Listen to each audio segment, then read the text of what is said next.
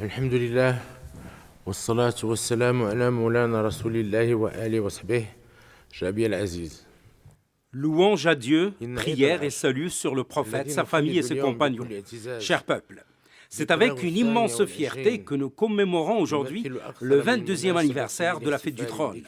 Et cette célébration est un motif de satisfaction à plus d'un titre. De fait, la fête du trône symbolise le pacte sacré de la Béa et témoigne de l'indéfectible symbiose qui unit depuis toujours et en toutes circonstances les sultans et les rois du Maroc au fils de leur peuple. Pays séculaire, le Maroc est une nation unie, façonnée par une histoire commune. Il puise sa force dans la cohésion nationale et l'adhésion unanime de ses composantes autour de ses symboles sacrés. Il tire aussi sa puissance de ses institutions et de ses citoyens qui s'emploient par leurs compétences et leurs initiatives à développer, à faire progresser leur pays et à défendre son unité, sa stabilité. والذي مكن بلادنا من رفع التحديات وتجاوز الصعوبات. Fort de ce capital humain et civilisationnel en perpétuel renouvellement, notre pays a réussi au fil de sa longue histoire, ancienne et moderne, à relever les défis et à surmonter les épreuves. Chers peuples, nous tenons en tout premier lieu à renouveler nos remerciements à tous les acteurs du secteur sanitaire, public, privé et militaire, ainsi qu'aux forces de sécurité et au pouvoir public pour leur sens élevé des responsabilités et leur dévouement dans la lutte menée contre la pandémie de Covid-19. Pour tous, la période est difficile. Elle l'est également pour moi personnellement, à l'égal de tout citoyen. Elle l'est pour ma famille. Et soyez assurés que je connais la détresse des Marocains et que j'en souffre comme eux, partageant totalement leurs ressentis en pareilles circonstances. En dépit de l'impact négatif laissé par la pandémie sur les projets et les activités économiques, et sur la situation matérielle et sociale de nombreux citoyens, et afin d'en amortir le choc, nous nous sommes efforcés de trouver des solutions. Ainsi, depuis l'apparition de la pandémie, afin d'en amortir le choc, nous avons pris l'initiative de créer un fonds spécial qui a emporté l'adhésion spontanée des citoyens. En outre, nous avons initié un plan ambitieux de relance économique destiné à soutenir les petites et les moyennes entreprises touchés par la crise, à préserver les emplois et à protéger le pouvoir d'achat des ménages à travers l'attribution d'aides financières directes. Nous avons également créé le Fonds Mohamed VI pour l'investissement, dont l'objectif est de faire redémarrer les activités productives, d'accompagner et financer les différents projets d'investissement.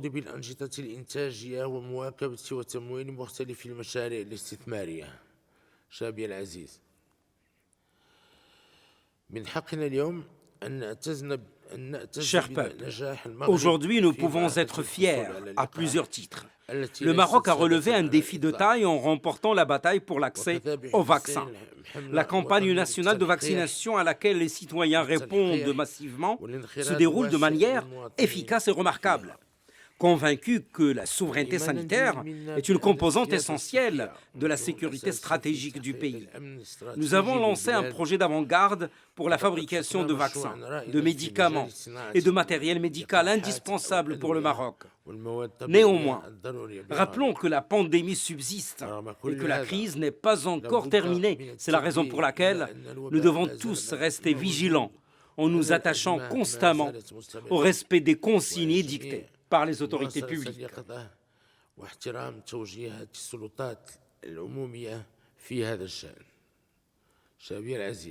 Chers peuples, grâce à cet effort collectif, l'économie nationale affiche des signes encourageants qui annoncent qu'elle est en bonne voie de récupérer la plénitude de ses capacités. Par la grâce de Dieu, l'embellie s'est renforcée à la faveur d'une bonne campagne agricole et c'est véritablement du Seigneur en contribuant à assurer la disponibilité des produits agricoles à l'échelle nationale, à apporter calme et sérénité aux citoyens. Cette évolution significative intervient dans un contexte prometteur, avec la présentation des travaux de la commission spéciale sur le modèle de développement, dont les propositions ouvre en effet la voie à une nouvelle étape. dans le processus d'accélération du décollage économique et de consolidation du projet de société que nous voulons pour notre pays. La Commission a réalisé un travail louable et mené un processus national auquel se sont associées les forces vives du pays, partis politiques, instances économiques, syndicales et sociales, structures de la société civile et citoyens.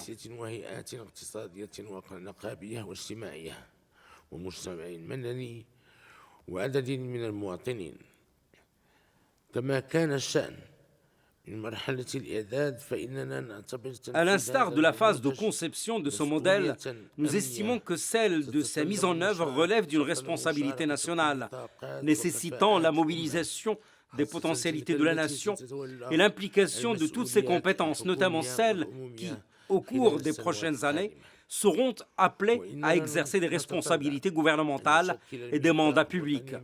Notre souhait est que le Pacte national pour le développement constitue le cadre de référence pour définir les principes et les priorités du pays en matière de développement, qu'il forme le socle d'un pacte économique et social propre à impulser une nouvelle révolution du roi et du peuple.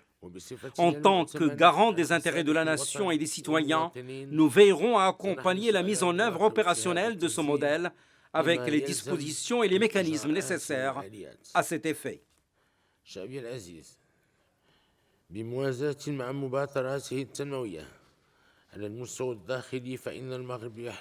Chers peuples, en parallèle avec les initiatives de développement menées au niveau interne et avec une égale détermination, le Maroc s'attache à poursuivre ses efforts sincères pour consolider la sécurité et la stabilité dans son environnement africain et euro-méditerranéen, et plus particulièrement dans son voisinage maghrébin. Dans le droit fil de cette approche, nous renouvelons notre invitation sincère à nos frères en Algérie pour œuvrer de concert et sans condition à l'établissement de relations bilatérales fondées sur la confiance, le dialogue et le bon voisinage. En effet, l'état actuel de ces relations ne nous satisfait guère car il ne sert en rien les intérêts respectifs de nos deux peuples. Il est même jugé inacceptable par bon nombre de pays. Entre deux pays voisins et deux peuples frères, l'état normal des choses, c'est notre conviction intime et que les frontières soient et demeurent ouvertes. En effet, leur fermeture heurte un droit naturel et un principe juridique authentique consacré par les instruments internationaux, notamment le traité de Marrakech, texte fondateur de l'Union du Maghreb arabe, qui prévoit la libre circulation des personnes, des services, des marchandises et des capitaux entre les pays constitutifs de l'espace maghrébin.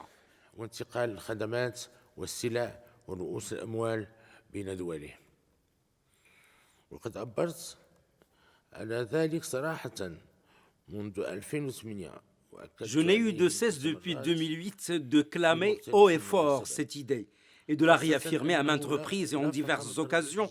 À cet égard, force est de constater que ni son Excellence, l'actuel président algérien, ni l'ex-président, ni moi-même ne sommes à l'origine de cette décision de fermeture. Néanmoins, devant Dieu, l'histoire et nos concitoyens, nous sommes responsables politiquement et moralement de la persistance du statu quo. Or, aucune logique ne saurait expliquer la situation présente, d'autant que les raisons ayant conduit à la fermeture des frontières sont totalement dépassées et n'ont plus raison d'être aujourd'hui. Nous ne voulons ni faire de reproches ni donner des leçons à quiconque. Nous nous percevons plutôt comme des frères qu'un corps intrus à diviser, alors qu'il n'a aucune place parmi nous. Par ailleurs, d'aucuns soutiennent l'idée erronée que l'ouverture des frontières apporterait seulement un cortège de malheurs et de problèmes à l'Algérie et au Maroc. À l'ère de la communication et des nouvelles technologies, personne ne peut donner crédit à pareil discours. De fait, la fermeture des frontières ne rompt pas la communication profonde entre les deux peuples, mais elle nourrit plutôt une fermeture d'esprit amplifiée par l'influence néfaste des contre-vérités relayées par certains médias, telles celle selon laquelle la pauvreté serait le lot des Marocains, dont les moyens de subsistance se résumeraient à la contrebande et au narcotrafic. Chacun peut vérifier l'inexactitude de ces allégations. La communauté algérienne qui réside dans notre pays Les Algériens d'Europe et les Algériens d'Algérie qui se rendent au Maroc savent ce qu'il en est et ne se laissent pas abuser par ces contre-vérités. À ce propos, je rassure nos frères en Algérie, vous n'aurez jamais à craindre de la malveillance de la part du Maroc, qui n'est nullement un danger ou une menace pour vous. En fait, ce qui vous affecte nous touche et ce qui vous atteint nous accable. Aussi, nous considérons que la sécurité et la stabilité de l'Algérie et la quiétude de son peuple sont organiquement liées à la sécurité et à la stabilité du Maroc. Corollairement, ce qui touche le Maroc affecte tout autant l'Algérie, car les deux pays font indissolublement corps.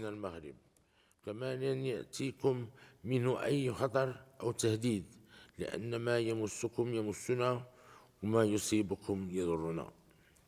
لذلك نعتبر أن أمن الجزائر واستقراره وطمأنينة شعبها من أمن المغرب واستقراره، والعكس صحيح. فما يمس المغرب سيؤثر أيضا على الجزائر لأنهما كالجسد الواحد. ذلك أن المغرب والجزائر يعانيان معا من مشاكل. La vérité est que le Maroc et l'Algérie sont tous deux confrontés aux problèmes de l'immigration, de la contrebande, du narcotrafic et de la traite des êtres humains. Les bandes qui s'adonnent à ces activités criminelles sont notre véritable ennemi commun. Si, ensemble, nous nous attelons à les combattre, nous parviendrons à mettre fin à leurs agissements en extirpant leur mal à la racine. Par ailleurs, nous déplorons les tensions médiatiques et diplomatiques qui agitent les relations entre le Maroc et l'Algérie.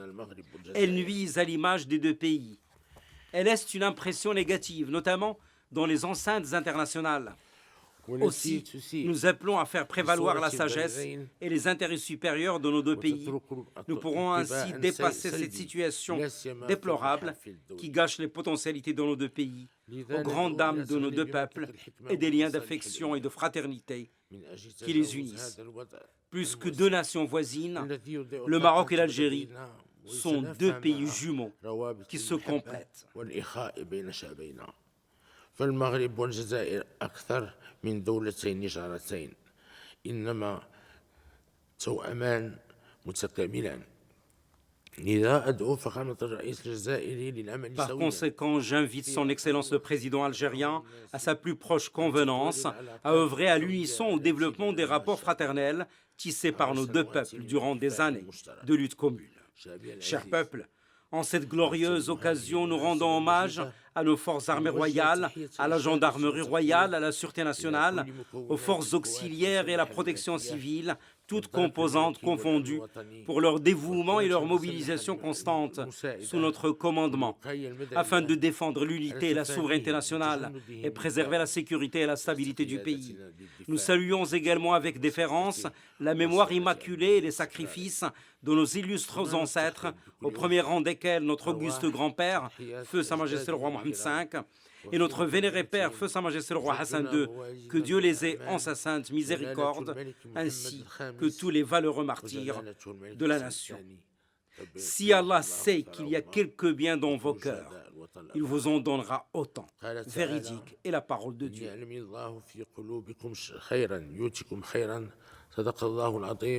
والسلام عليكم ورحمة الله تعالى وبركاته.